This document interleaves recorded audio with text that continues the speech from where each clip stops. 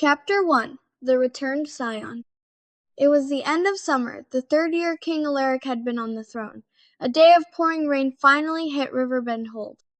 The morning of the 29th had been clear and sunny, but by noon dark, stormy clouds rolled in, hiding the sun completely.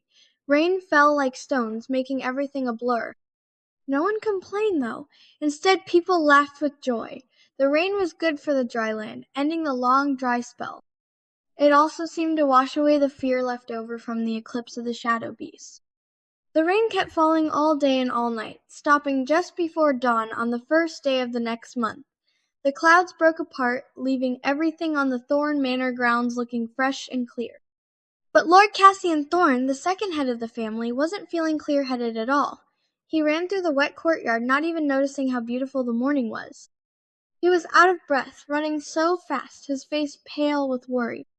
"My lord, slow down," his helper puffed, trying to keep up. A group of servants rushed to meet him. When they saw Lord Cassian looking so messy, some of the women gasped. "Quick, help the lord." "My lord, take it easy." Strong housekeepers stepped forward, grabbing Lord Cassian's arms to steady him. But Lord Cassian pushed forward a few more steps, shouting, "Don't stop me! How is Lady Alara?" The growing crowd surrounded him. "Second brother, calm down," a woman in her 30s said, stepping forward. "The eldest daughter is with your wife, Lady Seraphina."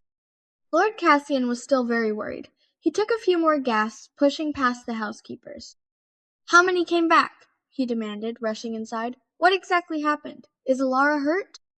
The women hurried to follow, their numbers making it hard for Lord Cassian to rush. "Only Master Bramwell came back with her," the woman said. Lord Cassian didn't even know who Master Bramwell was. "He was the eldest daughter's guard on the trip," the woman added. "As for what happened, the eldest daughter says nothing happened at all." How could nothing have happened? She had disappeared in the middle of their trip. The broken carriage and dead horses had been found. Even without finding bodies, everyone thought they were dead. To vanish for half a month, with no sign of life or death, only to suddenly show up at home now? If that was nothing happened, then the underworld must have opened its doors. Something had happened, and it was clearly something they weren't talking about. Lord Cassian's face tightened, and he sped up, entering a large courtyard. The courtyard was full of people, housekeepers, young maids, wives of the staff.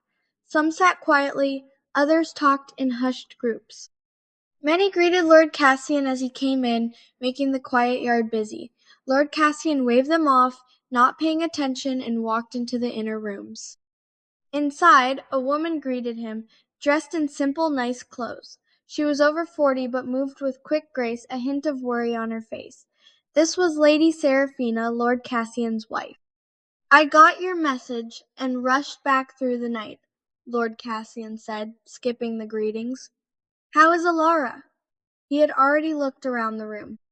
Except for Lady Seraphina and two housekeepers, no one else was there. The inner room door stayed tightly shut. Lady Seraphina didn't say much, her face serious. "My lord, Alara must be hurt."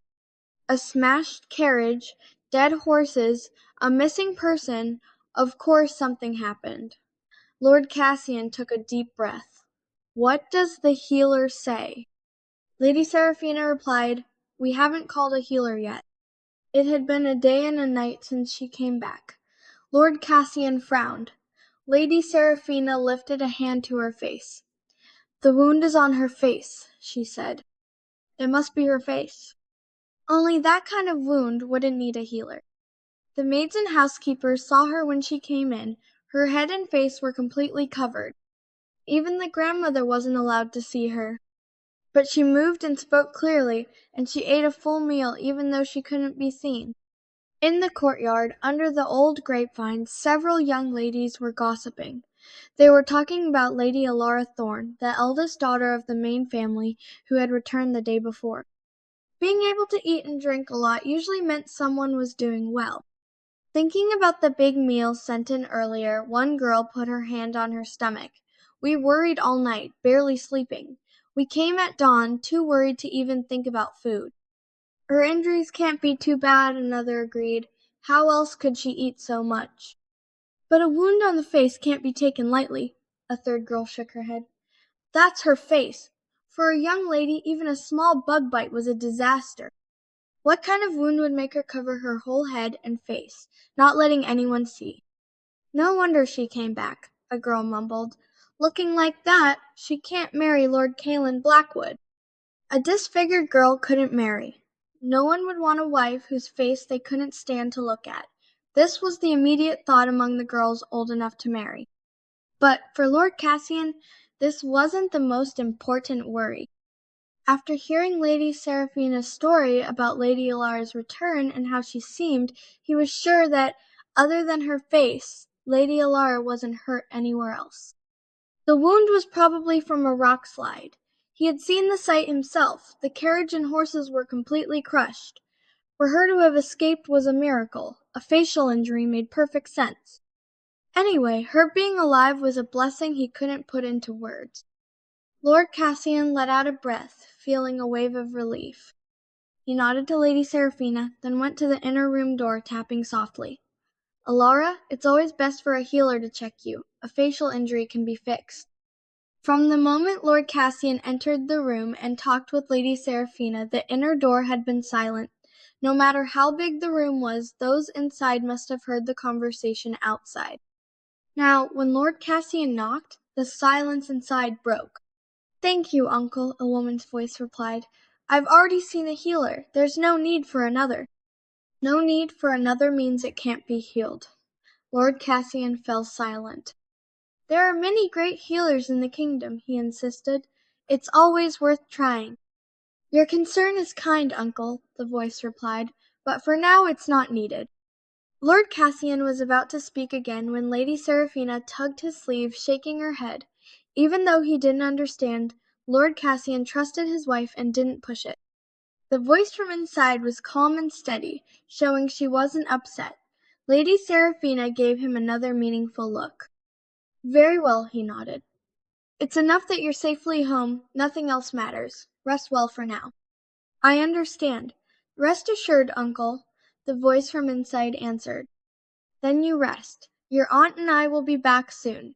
If you need anything, send for us, Lord Cassian said quickly. The voice inside thanked him.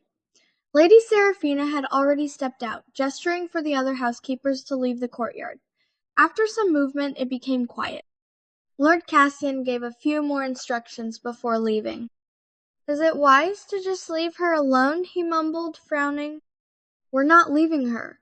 A facial injury, having healers check it again and again, would only make things worse, Lady Seraphina explained. Don't push her to break. Women... Lord Cassian took a deep breath. An injury is always best treated sooner rather than later. Lady Seraphina nodded. Don't worry, my lord. I've already sent messages to find great healers from far and wide. Alara has been through a hard 2 weeks of travel. Let her get her strength back first. Lord Cassian nodded. 2 weeks. Who knows what she went through? He would let her recover. Some questions could wait a few days.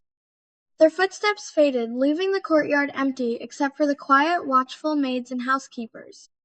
The woman standing by the inner room window stopped looking out, turning to the polished mirror on her dressing table. The reflection showed a figure whose head and face were still wrapped in black cloth, only deep, shadowed eyes visible through a narrow slit. Lady Alara Thorne had returned, not from a 2-week trip, but from a decade of a broken life, 10 years.